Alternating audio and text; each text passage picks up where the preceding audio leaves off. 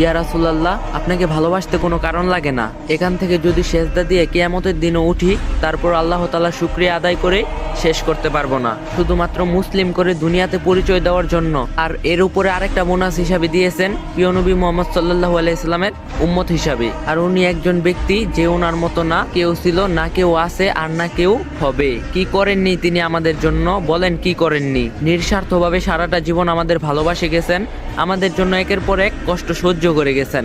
ইয়া রাসূলুল্লাহ সাল্লাল্লাহু আলাইহি সাল্লাম, আপনাকে ভালোবাসতে কোনো কারণ লাগে না, অন্তত আমি আপনাকে ভালোবাসি কোনো কারণ ছাড়া। ইয়া রাসূলুল্লাহ সাল্লাল্লাহু আলাইহি সাল্লাম, আপনাকে মাঝে মাঝে কিছু কথা বলতে মন চায়, কিন্তু বলতে পারি না, কারণ আপনি আমার থেকে অনেক অনেক দূরে। একজন মানুষ ক্রিকেট খেলা পছন্দ করে এবং একজন প্লেয়ারকেও পছন্দ করে, এবং সে হয়তো তার মতো হতে পারবে না, কিন্তু তার মতো খেলার চেষ্টা করে। ইয়া রাসূল, আপনি হলেন আমার জীবনের সিরাত। আপনার মতো হয়তো চলতে পারি না, কিন্তু যতটুকু সম্ভব চেষ্টা করি আপনার অনুসরণ করতে, আপনার মতো চলতে। আজ থেকে 1400 বছর আগে আপনি আমাকে ভাই হিসাবে গণ্য করেছেন। সকল সাহাবীদের সামনে বলেছিলেন, যদি আমি আমার সেই ভাইদের দেখতে পারতাম যারা আমার পরে আমাকে না দেখে বিশ্বাস করবে, আমাকে অনুসরণ করবে। 23টা বছর কষ্ট করেছেন, শরীর দিয়ে রক্ত ঝরিয়েছেন, না খেয়ে পেটে পাথর রেখেছেন, গালি খেয়েছেন, অজস্র যন্ত্রণা সহ্য করতে হয়েছে শুধুমাত্র এই উম্মতদের জন্য।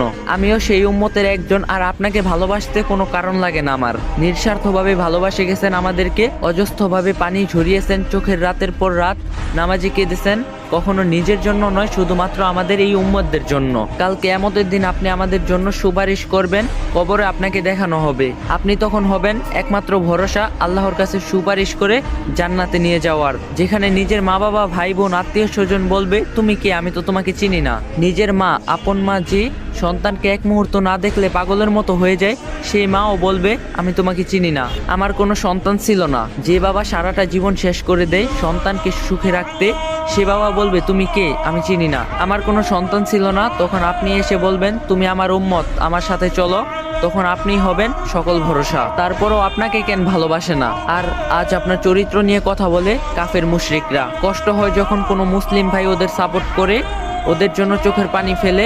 একজন কাফেরের মারা গেলে কিছু মুসলিম ভাইয়েরা যেভাবে কান্না করে, তারা নিজের জন্য কখনো আল্লাহর কাছে ক্ষমা চায়নি। ধিক্কার জানাই এদেরকে। এখনো সময় আছে, ফিরে আসুন সেই নবীজি সাল্লাল্লাহু আলাইহি সাল্লামের পথে, যে পথ মহান আল্লাহ তাআলাকে পাওয়া যায়। আর যে একবার আল্লাহ তাআলার রাসূলকে পেয়ে গেছে, তার জীবন আর কোনো কিছুর প্রয়োজন হয়নি। ফিরে আসুন আল্লাহর পথে। তো যদি ভিডিওটা ভালো লাগে, like comment share and copy link করে দিবেন, কারণ ভিডিওগুলো বানাতে অনেক কষ্ট হয়, অনেক।